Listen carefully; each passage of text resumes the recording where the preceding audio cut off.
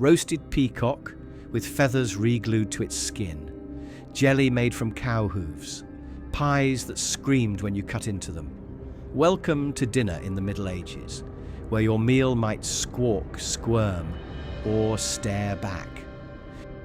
We like to imagine medieval meals as cozy gatherings, roaring fires, hearty stews, overflowing bread baskets.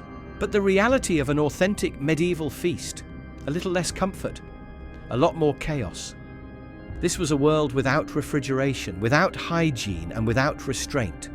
Food wasn't just for survival. It was a weapon of status, a tool of spectacle, and sometimes a dare in disguise. From birds baked alive to puddings made of blood, the medieval table was a place where anything that didn't eat you first might just end up on your plate.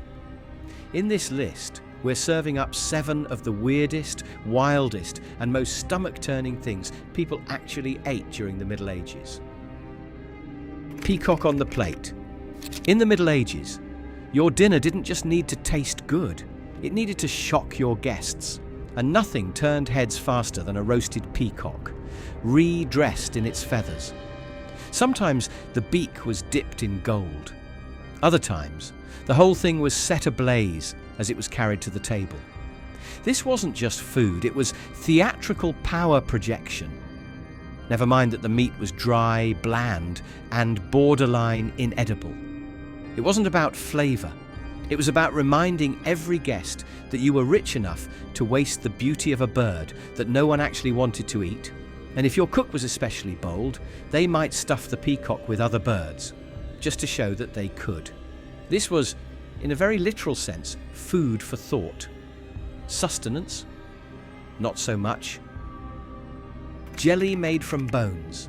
If you thought Jello was weird, wait until you meet its medieval ancestor, aspic, also known as meat jelly. No sugar, no fruit, just boiled bones, cartilage, and connective tissue reduced into a quivering slab. The secret?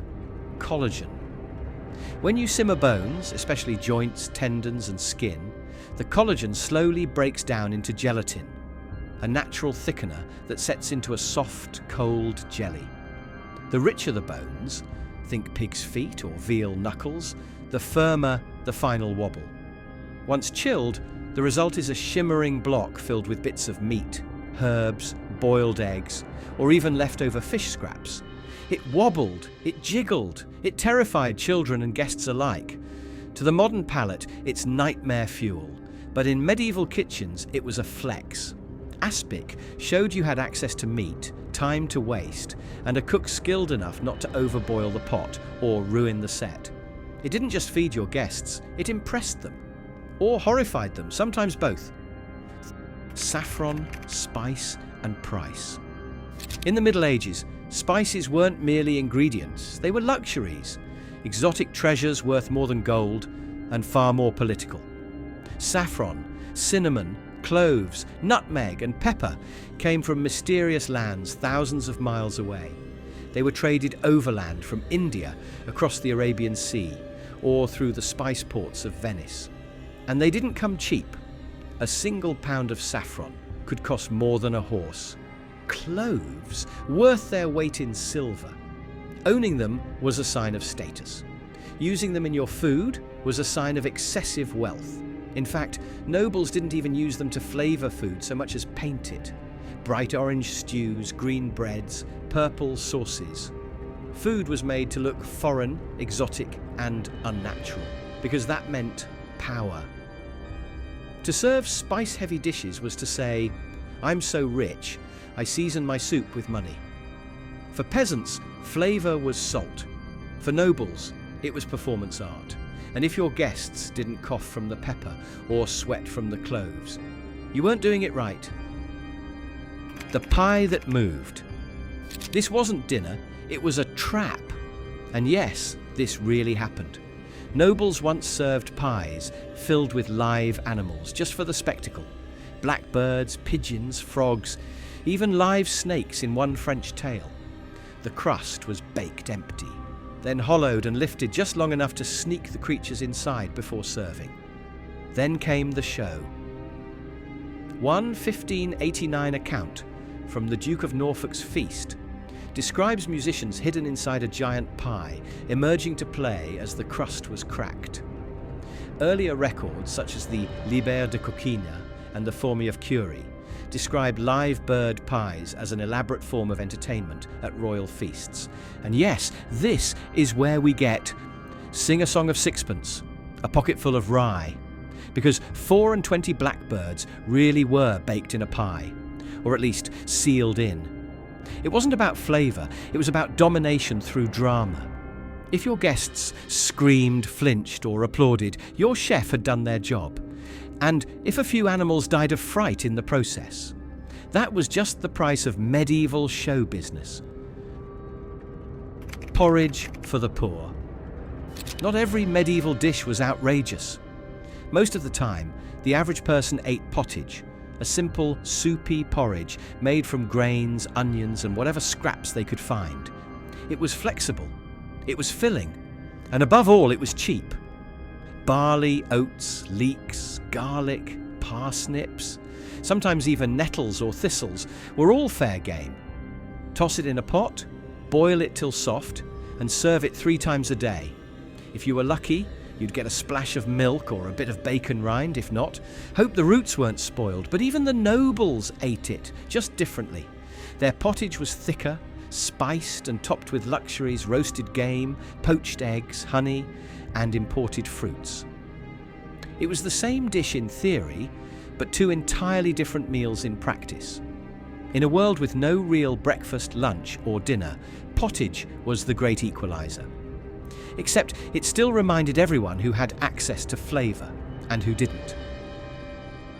The fermentation obsession. Before refrigerators, medieval food had one true ally: rot done right.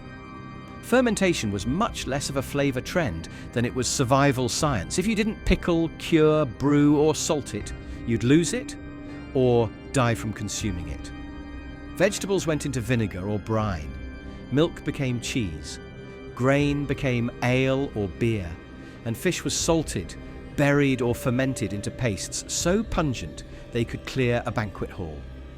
Monasteries were the masters of this art, brewing beer, aging cheese, even fermenting fruit into mead. Fermentation kept food edible through long winters and unpredictable harvests.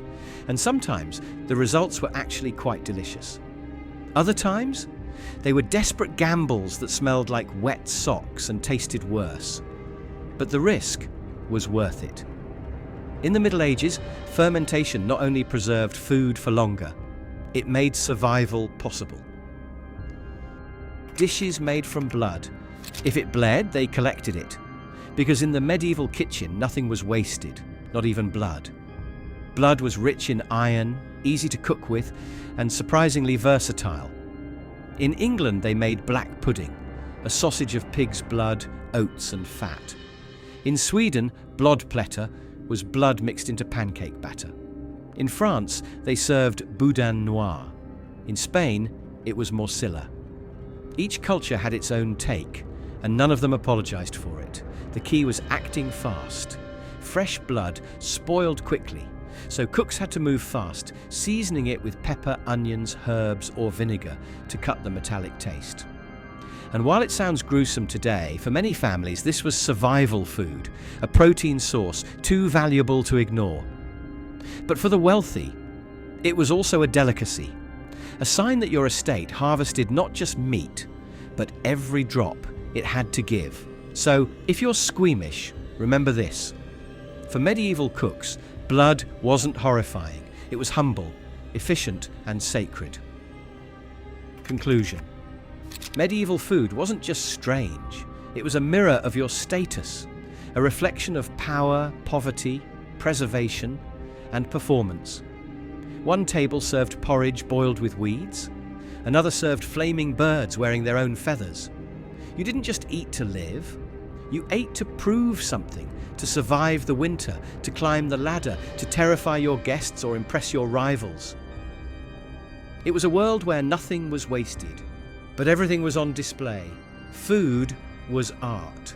Food was armor, and sometimes food was a warning. Now that you've seen the menu, what would you actually try? Drop your answer in the comments. Would you go for the peacock? Dare the blood sausage? Or just stick with gruel and pray for seasoning? Don't forget to like, subscribe, and hit the notification bell. And if you want more on how the Middle Ages kept people alive or tried to kill them, check out our videos on medieval festivals and the life of a medieval assassin.